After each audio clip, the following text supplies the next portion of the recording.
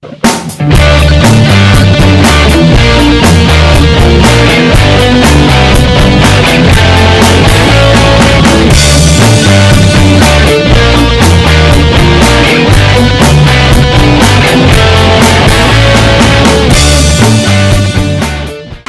reminds me of, actually, it reminds me of Monty Python sketch when this guy well, back in 1941, John Cleese says, like, oh, shut up, you know.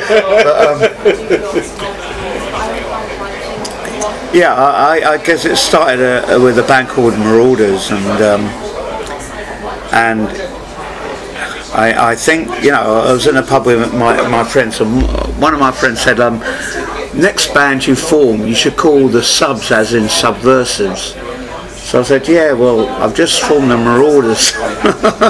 And so I said I'd do that. And then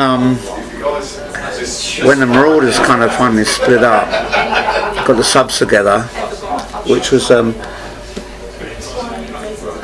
bit of a fairy tale itself, which, you know, like I was auditioning for a guitarist, but I kind of got Pete Davies on drums, who brought a guitarist who didn't kind of pass the audition, but this other guy called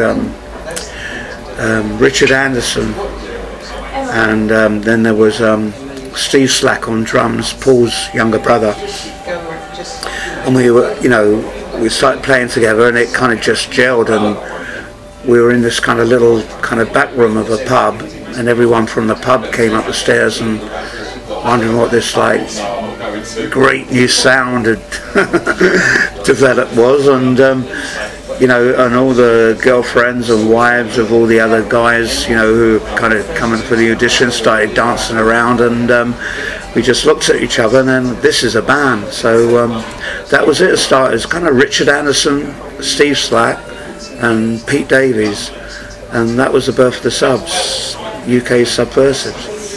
I suppose in them days, like, punk had a really bad name, you know, through the, like, you know, press, national press, and so what I do, I just put on a jacket and tie and go around to pubs and music, you know, pubs that had stages, you know, music pubs. Maybe they didn't have bands anymore, but, you know, I told them, like, get our band in here and we'll fill your pub, and that's what I did. Just go around to various pubs in South London and ask them for a show, and didn't really ask them for any money. I said, like, you know, pay us what you think we're worth, and because we were kind of you know, I suppose the first organised punks in the district in South London, everyone was calling us and asking us for gigs, and we said yeah. So we piled on, like the Roxy, you know, like 4 shows, four different bands a night, and you know, there'd be like 60 to 100 people in the pub, and the guy didn't want to, you know, get rid of us because that was better than these Saturday nights. So we kind of you know, had them over a bench, like, you know, you had to pay us like pretty good money, and pretty good money in them days was 40 quid a night, and anything from 40 to 80 pound a night, and that was we were off, and all these other bands came down and played with us, and all their fans saw us and like started following us. So yeah, I mean, it's like, you know, up and comings, isn't it? You know, you kind of you know, put it out there to other people, and the other people come back to you. So what goes around comes around. So that's the way the world is. I kind of go back to what a lot of people think is the original lineup, which is Paul Slack, Pete Davies, and Nicky Garrett. You know, and I think a lot of people will agree with me that was the definitive UK Subs. Yeah. It was only in like a kind of thing of madness where, you know, well, I say we, but it's mainly like Nicky's idea to get rid of Pete and Paul. Fly away, Pete, fly away, Paul. And who incidentally are great mates of mine still, but you know, Nicky thought we could do better, so I went along with it. You know, he put up good reasons, and that was it. So, but no, it was never the same again, really, until now. That it's a different kind of band now, because now everybody is included in the writing, and so it's a kind of four-way thing, and it's a lot easier for me this way. Yeah, this is got to be the best band, and the longest living UK subs lineup ever, which we've been together 10 years now on this lineup, and no lineup's ever done that.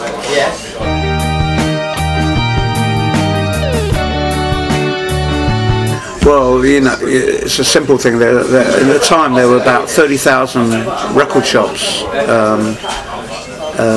in the UK, and we were lucky enough to get a deal with RCA as a distributor, and that's the name of the game, distributing. And if you got like one record sold in all these shops, you were kind of don't worry about that. It's ambience, isn't it? Ambience. Yes. And anyway, so if you just sold one record, you know, in like all these shops, that was 33,000 copies. That's a lot of. So you'd always be on, like, in the charts and on top of the pops. So that was how we done that. It was just RCA distributing. I think we done about 7 appearances on top of the pops. And then we picked Warhead, which was our best song, but not our most commercial song.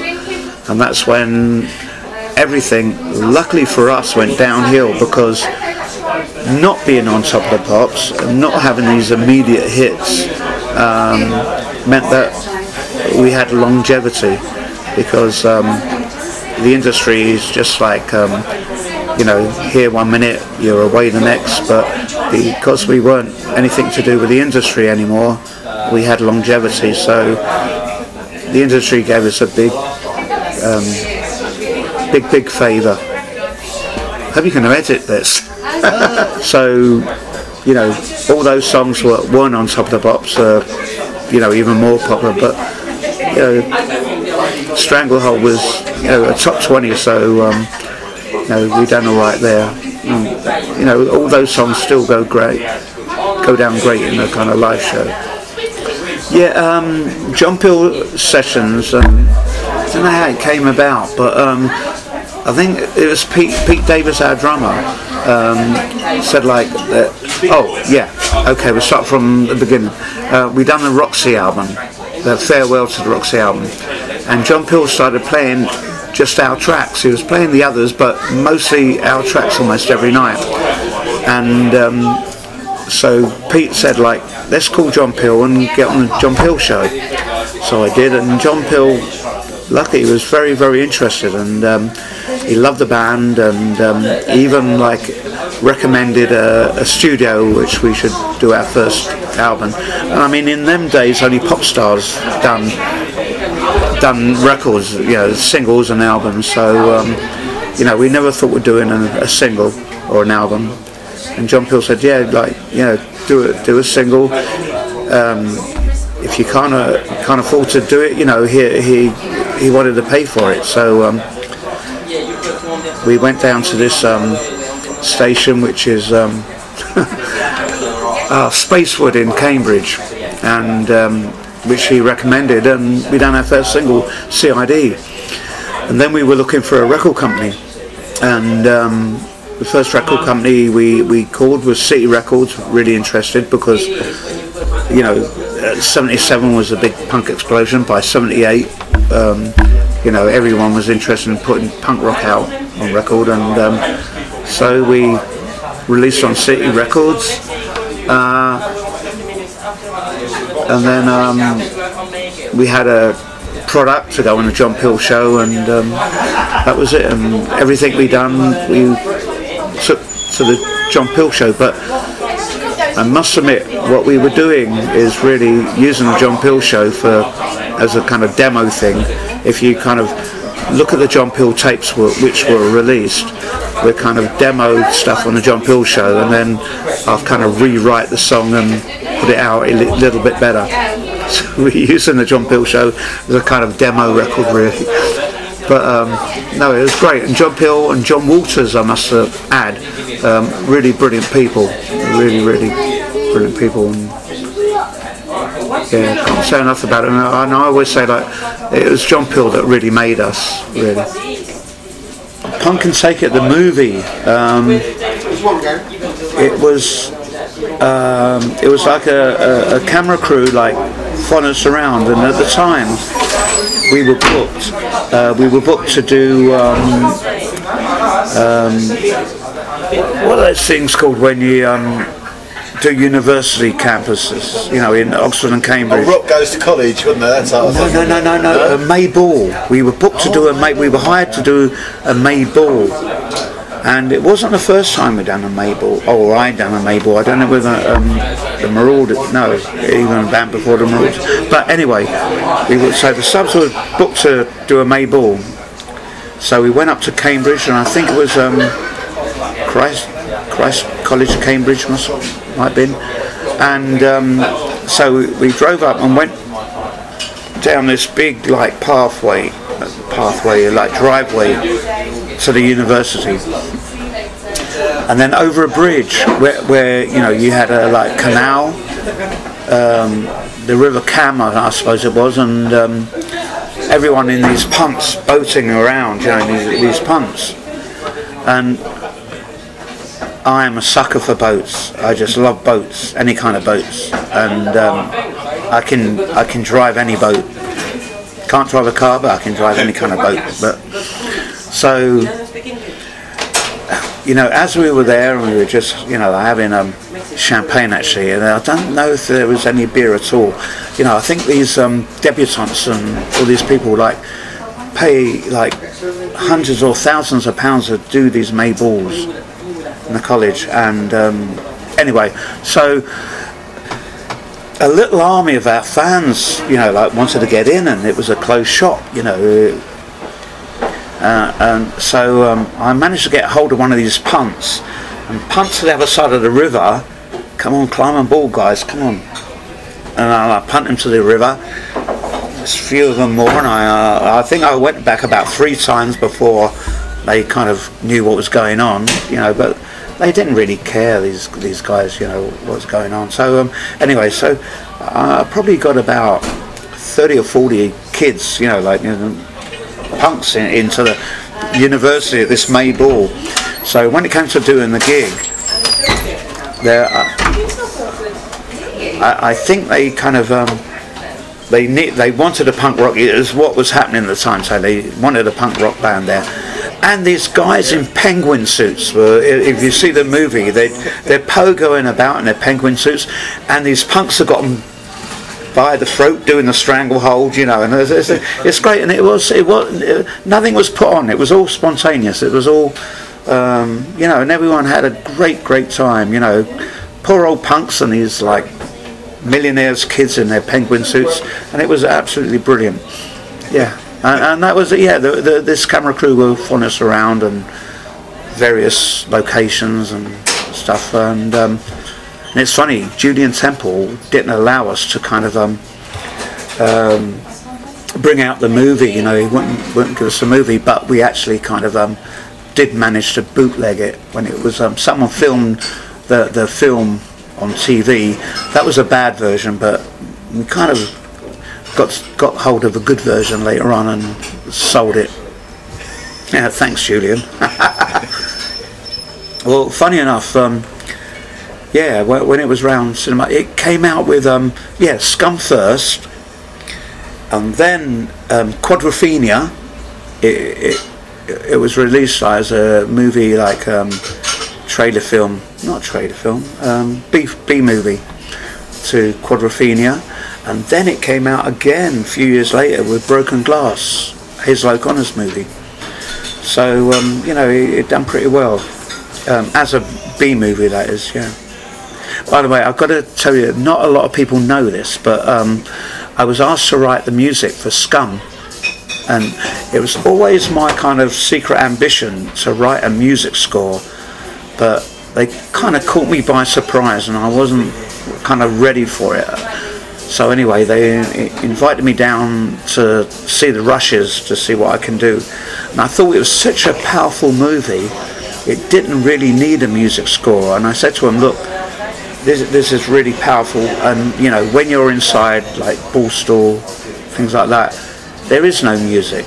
It really is harsh, and there's no music. I said, look, you know, don't put music to it. It will kind of just fluffy, make it softer, and you know, let it be as it is. And so I lost my job as a kind of music score writer there, right there, and that was something I always thought I could do, but it wasn't because I didn't think I could do it. I just thought this is a harsh movie and it needs a harsh kind of no music. It needs just a dialogue, and it's a hard movie, isn't it? It's, you know, so I think because it's a kind of a cult movie, and you know, and it wouldn't have been any better for music.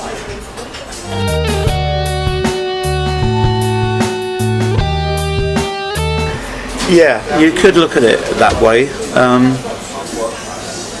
Yeah, it was funny because Lech Wałęsa was in jail at the time, and Poland was going to break out into civil war. So I thought, you know, looking back, it was a great ploy of the government at the time to have like a Western band over, and it was like you know, opium for the people. And we played in massive stadiums, you know, like, well, to us it was massive. 4,000 people, 8,000 people, 10,000 people, 12,000 people at a time, and most of them were double houses. There was the under 18s would do the first house, and then there was the over 18s where the bars was open later on for the over 18s. So, you know, when it came to Warsaw and Gdansk, I think they told us we were playing to 25,000 people that night.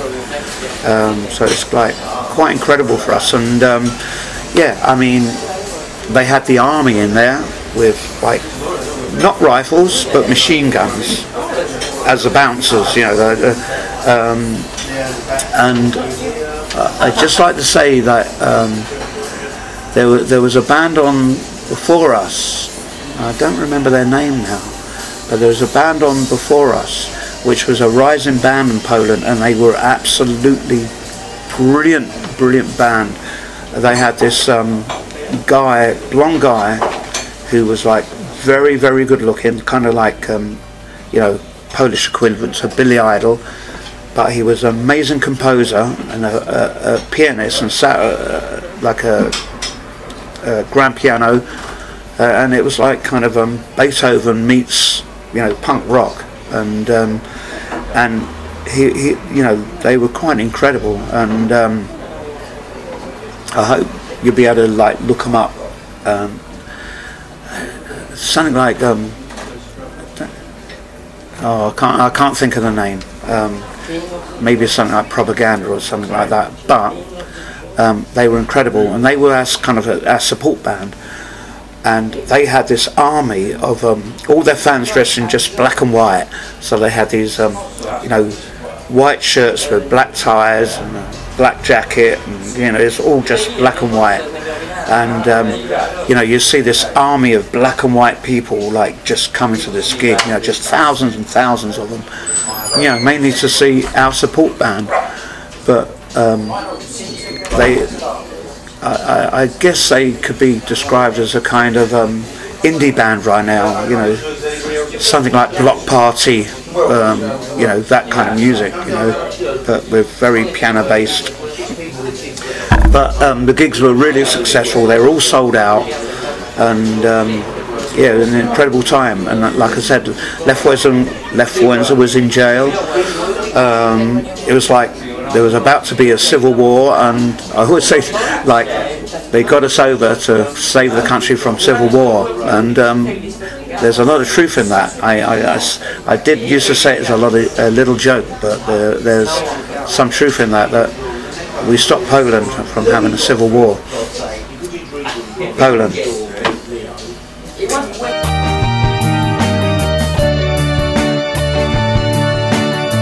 Okay, well, we used to always say, you know, in the beginning that we were apolitical, against politics, and just because we believe that, you know, there's the left and the right, and there's no common sense involved, and you know, we need a common sense party. But well, the music scene, yeah, I mean, I suppose punk rock is kind of left of centre, and then you get extreme left of centre, which is like Crass and I wouldn't say I was going to say Crass, but I mean Clash, but they were kind of almost a pop band, but they're a very good band anyway. Whatever politics they have, they were great. Yeah, about bands today, I kind of more or less ignore what's going on today, because it's kind of it's all. There was an interesting program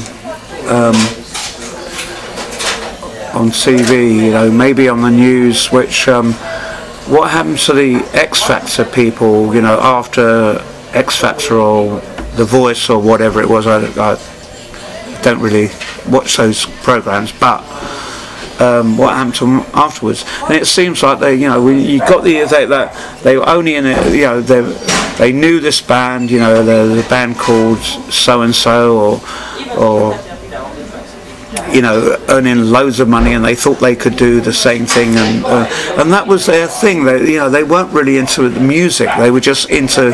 They had that skill to sing or play, and they just wanted to earn lots of money, and that, you know, that's not where it's at. You know, in the old days there used to be adverts, you know, in the music papers, and they used to say no breadheads, and it seems like the kids today are all breadheads. You know, they just don't believe in the music or making great music. They're just breadheads. They just in it for the money, and that is nowhere, baby. You'll just get nowhere.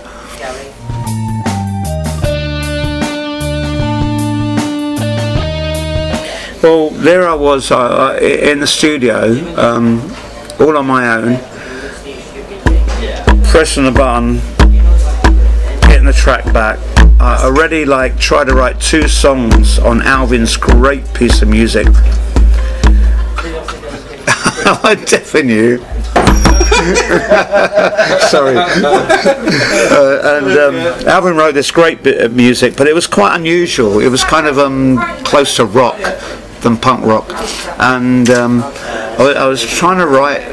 As I say, I kind of wrote 2 songs, and you know, me nor the band thought they were any good or whatever. So they all went out swimming in the pool, where you know, there was a farmyard and converted into studios, and there was a swimming pool and a tennis court outside, and they just left me and just pressing these buttons, getting the track back and gone, and I couldn't come up with anything. So in the end I just thought I would just say how depressed I feel, and down here on this fucking farm in Surrey in the middle of nowhere, and I called my girlfriend and she wouldn't even come down. She knew this was fucking boring, and I just wrote how depressed I was, and that's how I wrote the song, you know. I was super depressed. What was the first line? Before I do somebody some harm or something, you know, and yeah, and then years later it came to fruition when Guns N' Roses picked on it for their Farm Aid song, And I must say, you know, and it was a time when Guns N' Roses were down and out, you know, when they just came down from Seattle or wherever, and they were in Hollywood and they were sleeping on friends' floors, and this poor old friend only had 2 records, and one was the UK Subs Endangered Species and one was Wishbone Ash, and they didn't much like the Wishbone Ash album. They kind of and they kept playing the UK Subs, and they consequently they learnt to play every track. And when it came to Farm Aid years later, yeah, we know like we can play a farm track. So yeah, so that was down UK Subs Down the Farm. Now Guns N' Roses, being Americans, they thought that down on the farm, which it does in America, means you know, getting a cure for drugs, you know, rehab. So yeah, they turned that into their rehab song, because a few of them were suffering. So yeah, they thought that was all about rehab, but it wasn't. It was this farm in Surrey where we were trying to record this album. And yeah, at the time it was great, because at the time we were deep in debt, and we had a publishing company which was screwing us, and we managed to like raise it, you know, take them to court and pay for the court case with the money from Guns N' Roses. Thank you, Guns N' Roses. Brilliant. Well, American punk values on both sides of the ocean were like the same. For instance, the first show we did, it was in Amsterdam with the Ramones, and the doors opened. It was in the Paradisa club in Amsterdam, and the doors opened, and 200 UK Subs fans come like running in, just chanting UK Subs, UK Subs. I think, and that kind of pissed off their, you know, the Ramones management for a start. So they had all their management and record company with them and everything. You know, there's this big European tour, and then Nicky was on stage jumping all over the fold back, you know, and there was another, oh, you can't have that, you know, Ramones have special boxes to jump on, you know. So even the first gig we did with them, they wanted to throw us off the tour. Well, let me say, the management of the Ramones wanted to throw us off the tour, but the Ramones said no, we like the UK Subs and we want to keep them on the tour. So, you know, fair dues to the Ramones, they kept us on the tour, and it was a great, yeah, and it was the greatest tour we've ever done. It was like amazing. There's lots of stories, especially in Italy with when we played in Italy, everything was a mafia run, and you know, we'd go to these lovely restaurants afterwards, and we're sitting on a table, you know, the Ramones, and someone like had picked up a girlfriend, you know, and you know, her girlfriends were with us, and girlfriend wanted to smoke some cigarettes, and there was no cigarettes, and the mafia boss said someone like, go and they called a taxi, and the taxi would bring the cigarettes back, you know. and you know, stuff like that. It's unforgettable stuff, you know. And if everyone's got any beef about the fucking mafia, and I know it's not good news, mafia, but we've been treated far, far worse by the police in Italy. The police are worse than the mafia in Italy, and it's only just being kind of, you know, cleaned up. I mean, we kind of were involved in an accident. It wasn't our fault, but we were the guys who ended up in jail, and our van taken into the police compound. Yeah, and that's why mafia exists, because police are worse. Yeah, done my little speech. Excellent, there. Excellent, very corrupt. Well, I kind of hesitate to say this, but you know, before any punk records came out, and it was the Damned who brought the first punk record out in England, in Britain. You know, I bought, before that, I bought every Velvet Underground record, Iggy Pop record, Hollywood Brats, you name it. The stuff was going out there like long before, and that's what we were dancing to in the Roxy when there was no such thing as a UK punk record. And for a year we were dancing to Iggy Pop and Lou Reed, White Light, White Heat, and everyone was on the dance floor just going mental, and so yeah, it was happening in the States long before it happened in England, I have to say. And the other part of your question, we almost become a house band in CBGB's.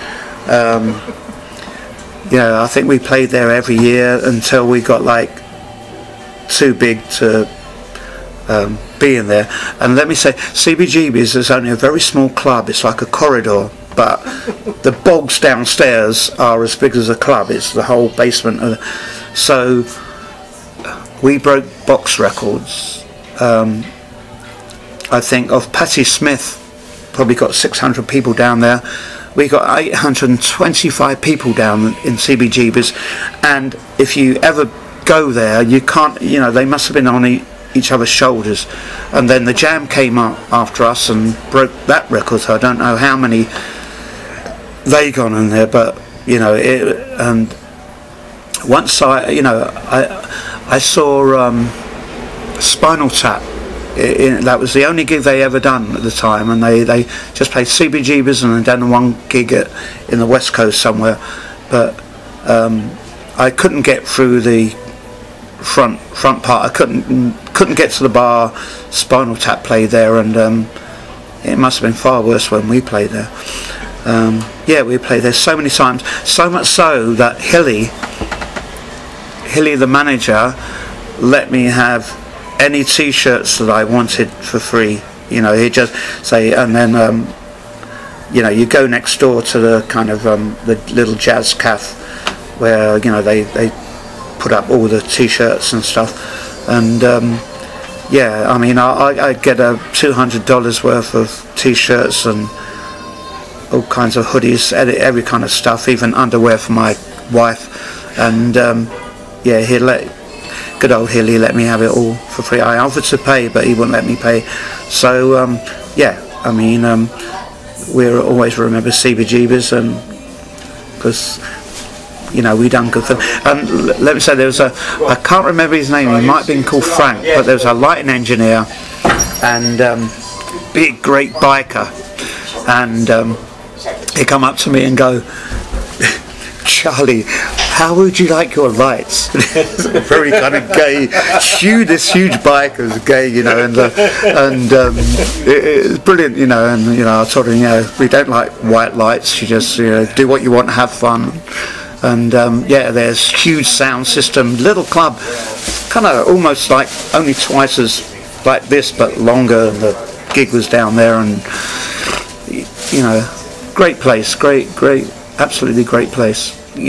Everyone knows I come from the R&B field, and I think it's the Drifters who've got the song on Broadway, and one day I'm going to be a star because I can play this steel guitar or whatever, and I was walking along Broadway with a girlfriend, and we kind of stopped traffic because someone crashed, because we were kind of, they never saw a punk rocker before, and they kind of crashed on Broadway, and I thought, yeah, and another time on Broadway again, someone recognised me, and it reminded me of that song, so I think everywhere I kind of I was in Athens on the Colosseum, the thing, and there was some kind of Chinese guy and Japanese guy with a kind of West Ham scarf, but he recognised me, and and anywhere in the world, I can be, and you get recognised, and so shit. It's worrying, isn't it? Yeah, it's worrying. You know, I like to be under the radar. Really, I do like to be under the radar. Under the radar. That's a vibrator song, and whenever they play it, we go under the radar. That's the dance, under the radar. That's brilliant. He's going to shoot the dog. The dog's barking out there, and he's going to go out there and he's going to shoot the dog. Right now. Yeah. It's not very rock and roll. It's kind of the opposite, really, where we're at LA airport and we were late, and the plane was already on the runway, and they brought the plane back for us.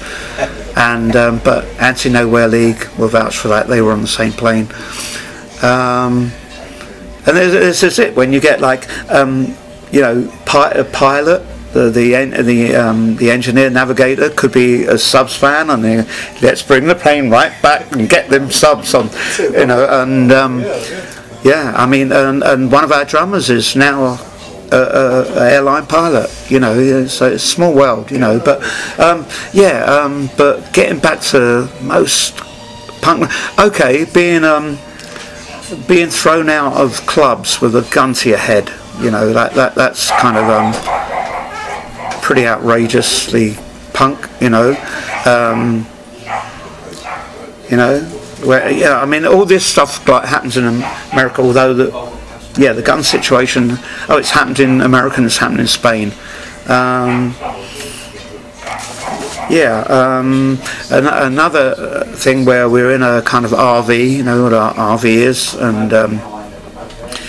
and we're in LA, and we had to pull up quick in a kind of sudden traffic jam, and the trailer kind of jackknifed into the RV, and it kind of released the septic tank, which kind of burst open and wrote off two very expensive cars, and the people in LA drive without a hood, you know, and they were covered in shit, you know.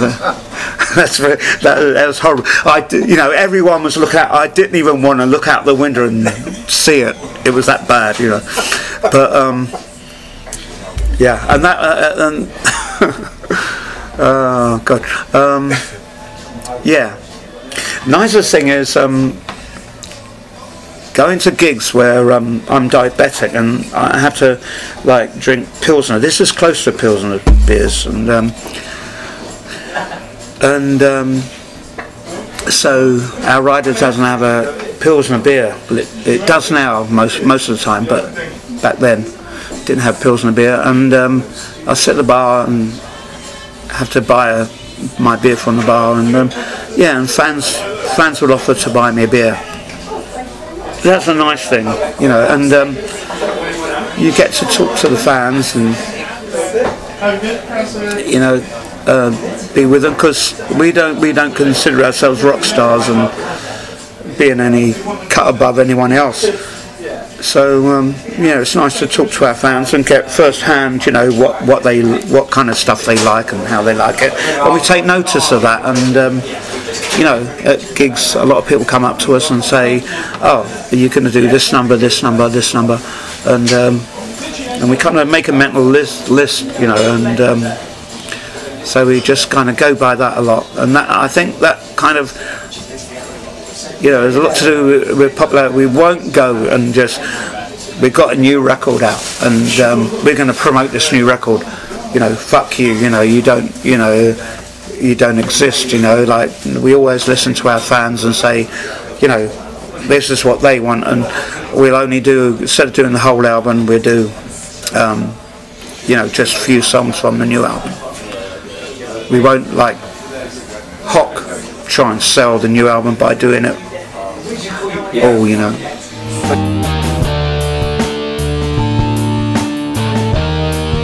Well, I was a very, very low period in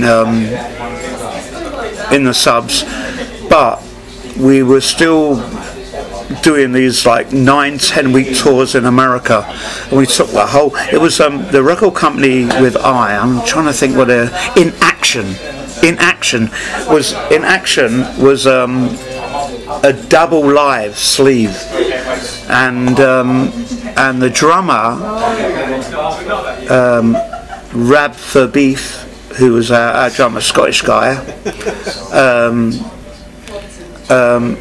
and he just took everything out to America and sold the double album for $5 in America, and because it, you know, like just helped us get more popular in America, selling a double album for colour album for $5, and it's probably a rare album here because everything went out on that tour in America, just shitloads of it, and just we sold shitloads of it, and so that's I in action. What was the other one? L. Live in Paris, right? Okay, but it really was live in Lyon. Right. The gig was actually in Lyon. We called it Live in Paris, or P. Oh God, now you got me. But you know, we did get through, but P. You know, I purposely named everything like in alphabetical order so I could remember this, and you know, oh P, Tell me tomorrow. Huh? Tell me tomorrow. Yeah, I mean, but there definitely was a P album.